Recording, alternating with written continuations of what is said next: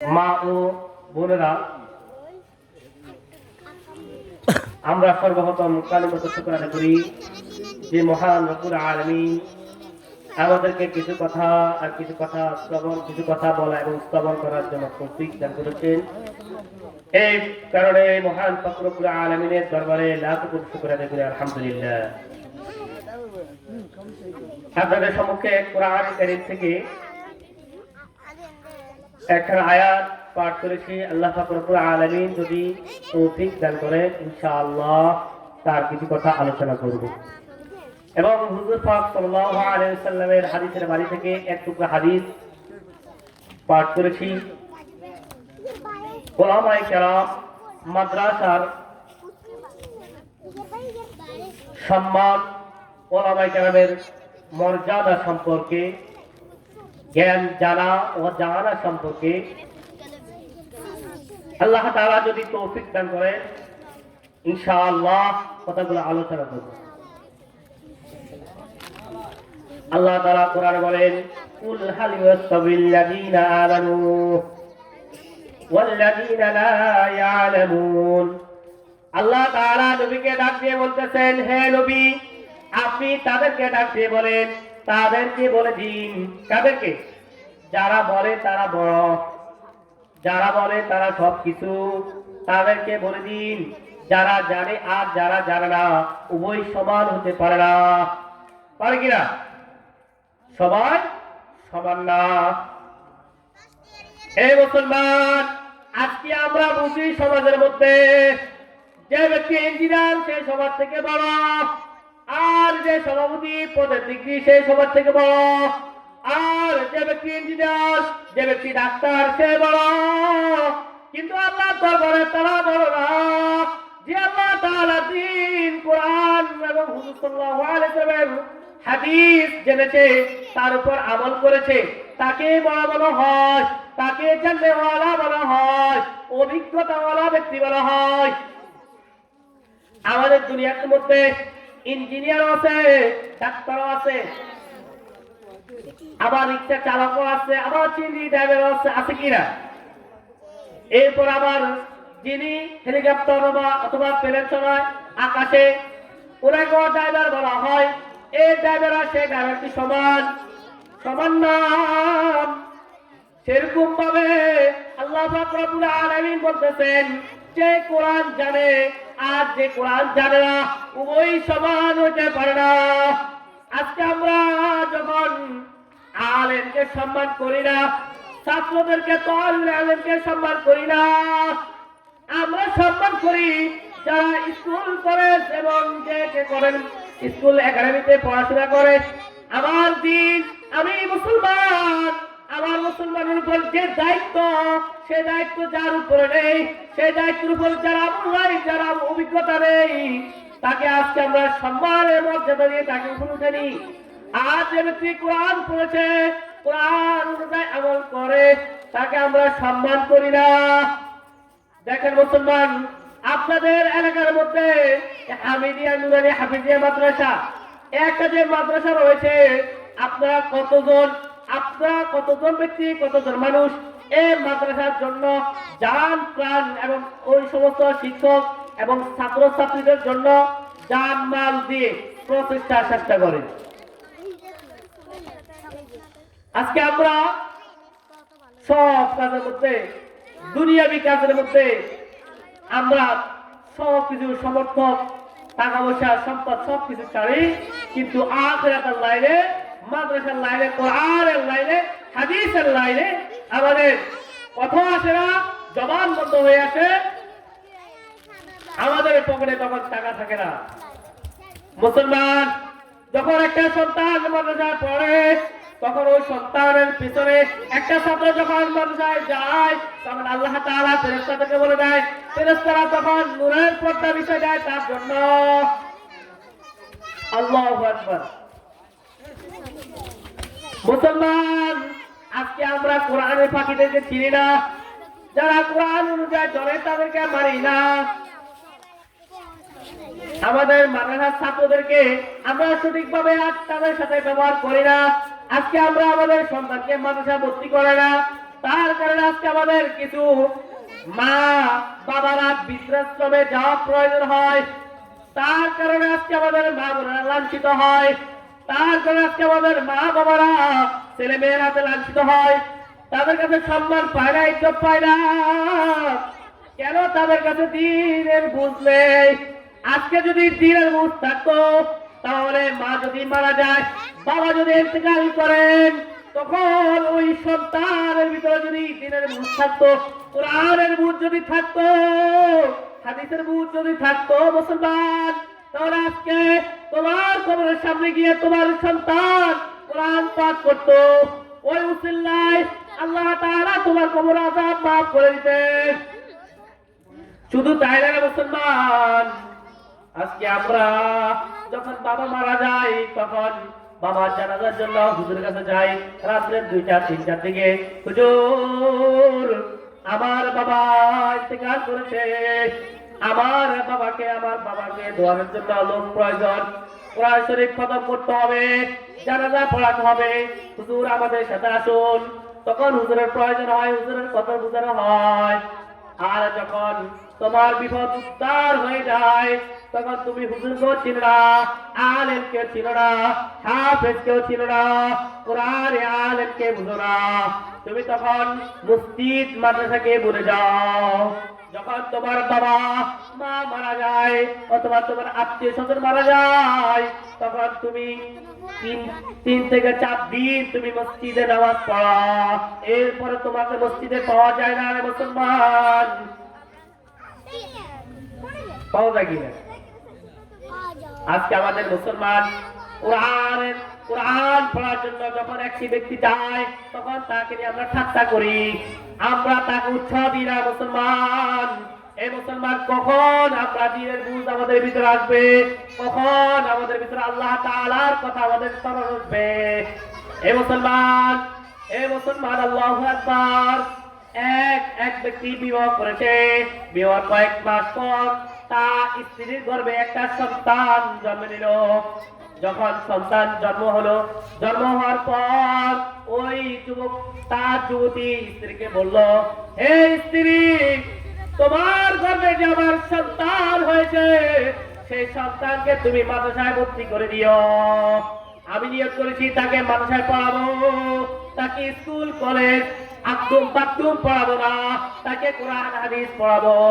আলহামদুলিল্লাহি রাব্বিল আলামিন আর রহমানির রহিম। যখন সে আমার কবরের সামনে গিয়ে পড়বে, তখন আল্লাহ তাআলা আমার কবর আযাব মাফ করে দিবে। মুসলমান, আমরা আজকে ওই ব্যক্তির মতো আমাদের কলমের এটা আসে না রে মুসলমান। আমরা নিজের সন্তানকে আমরা কলেজে পাঠাই, স্কুলে পাঠাই, ফজর পর তাকে আমরা কেজিতে পাঠাই, কিন্তু মাদ্রাসাতে যখন হুজুর আলিফ বা তা কোরআন পড়ায়, হাদিস পড়ায়, তখন আমরা তাকে দাম দিই না। আর যখন হুজুর মাদ্রাসা থেকে তোমার কাছে দাওয়াত নিয়ে যায়, তখন তুমি দাওয়াত গ্রহণ করো না। এ মুসলমান, কেন করো? জানো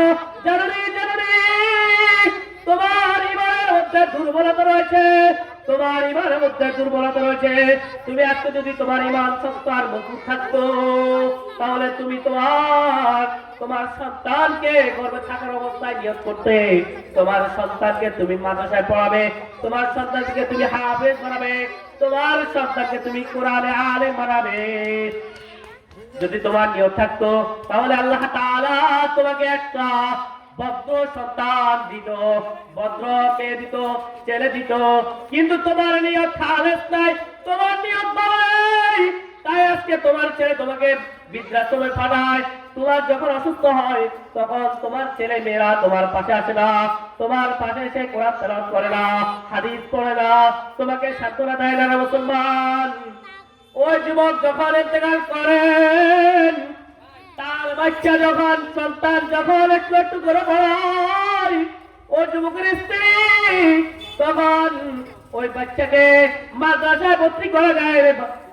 ভর্তি করানোর পর ওই বাচ্চাকে বলে, মা, এ বাবা, তুমি যখন মাদ্রাসায় যাবে, মাদ্রাসায় যাওয়ার পর আসার সময় তোমাকে যখন তোমার উস্তাদ তোমাকে আলিফ পড়াবে, তখন তুমি তোমার বাবার কবরের সামনে গিয়ে বলবে, আলিফ। যখন মা পড়বে তুমি বলবে মা। এভাবে যখন বিসমিল্লাহির রহমানির রহিম মাদ্রাসাটাকে পড়ানো হয়েছে, সেই বিসমিল্লাহ পড়ে তার মা বাবার কবরের সামনে গিয়ে বলেছে বিসমিল্লাহির রহমানির রহিম, আল্লাহু আকবার।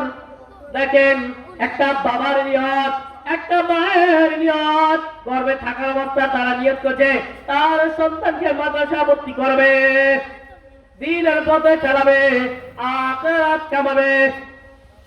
আল্লাহু আকবার। ওই স্ত্রীকে রাত্রে স্বপ্নে দেখাইছে, যখন স্বামী স্ত্রীর স্বপ্নে এসেছে, স্ত্রীকে বলতেছেন, হে স্ত্রী, তোমার কারণে আমি তোমাকে যে কথা বলেছি তুমি আমার কথা রেখেছ, তাই আজকে আমার সন্তান যখন আমার কবরের সামনে বিসমিল্লাহ পড়েছে, ও পর্দার অন্তর্গত মা বোনেরা, ও আমার দোকানদারে যারা আছেন ভাইরা, শুনেন গো ভাই, যারা এখন পর্যন্ত দিন বুঝেন নাই, ছেলের সন্তানকে দিনের পথে চালাবেন বুঝেন নাই, এখনো সময় আছে, বুঝে নেন। মুসলমান, আমাদের মা বোনেরা যদি শক্ত হয়, যদি দিনের উপর যদি বুঝ হয়, তাহলে তার ছেলেকেও সে আলেম বানাতে পারবে, হাফেজ বানাতে পারবে। তাহলে তার সন্তান তার মৃত্যুর আগে তার সামনে এসে দাঁড়াবে, তার জানাজা পড়াবে, সে যখন ইন্তেকাল করবে তখন তার পাশে বসে কোরআন তেলাওয়াত করবে। আজকে যখন আমাদের বাড়িঘরে মা বাবা ইন্তেকাল করেন, অথবা আত্মীয় স্বজন পাড়া প্রতিবেশী ইন্তেকাল করেন, তখন আমরা হুজুরদেরকে নিয়ে এসি, হুজুরদেরকে নিয়ে আমরা খতম পড়াই, জানাজার নামাজ পড়াই। কিন্তু মুসলমান, যদি আজকে তোমার সন্তানের ভিতরে যদি সে দ্বীনের বুঝ থাকতো, হাদিসের বুঝ থাকতো, তাহলে সে তোমার জানাজা পড়াইতো, সে তোমার পাশে বসে কোরআন খতম পড়তো, তাহলে তোমার অন্তর খুশি হয়ে যেত, তোমার হয়তো বা ইনশাআল্লাহ তাআলা বিনা হিসাবে তোমাকে জান্নাত দিয়ে দিবে। আর আজকে আমরা তা না করে আমরা ওলামায়ে কেরামের বিরোধিতা করি, মাদ্রাসার বিরোধিতা করি। আমরা পারি না নিজের সন্তানকে সকাল ফজর পরে মুক্তবে পাঠাই, এরপরে মাদ্রাসাতে পাঠাই, এটা আমাদের মধ্যে আসে না।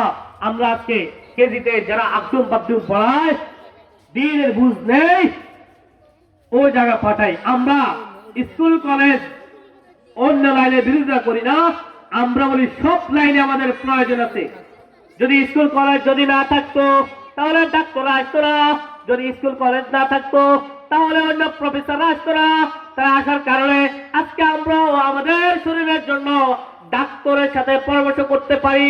আমরা কারো বিরোধিতা করি না, আমরা বলি তোমার সন্তানকে তুমি অন্তত কোরআন হাদিস বোঝার জন্য অন্তত 3টা বছর নুরানি মাদ্রাসায় পাঠাও, অথবা হাফেজ বানাও, অথবা তুমি আলেম বানাও, অথবা তুমি মুফতি বানাও, অথবা তুমি মুহাদ্দিস বানাও।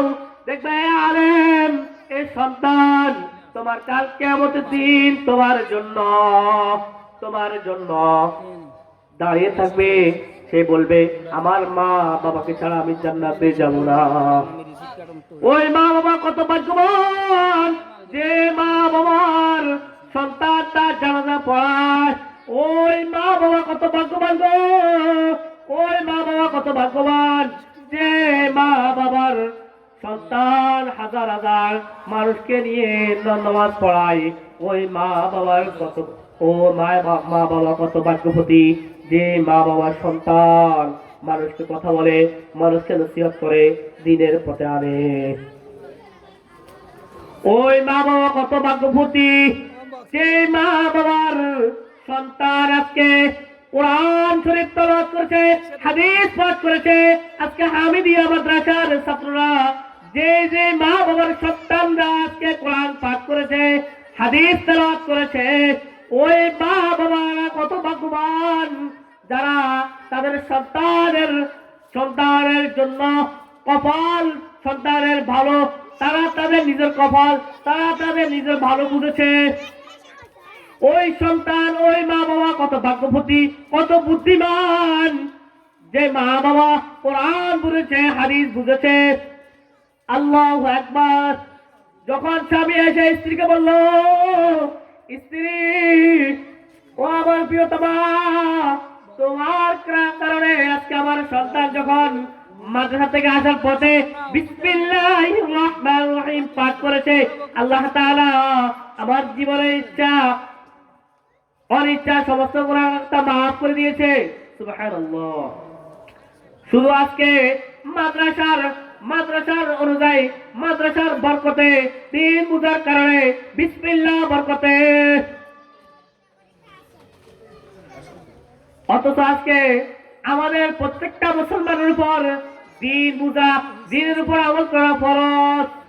আমরা আজকে কতজন মুসলমান, কতজন মানুষ দিন বুঝি, দিনের উপর আমল করি, ফরজ কাজটাকে আজকে আমরা বাদ দিতেছি, তাকে আমরা নিজের একটা দায়িত্ব মনে করি না, ফরজ মনে করি না। কেন মুসলমান?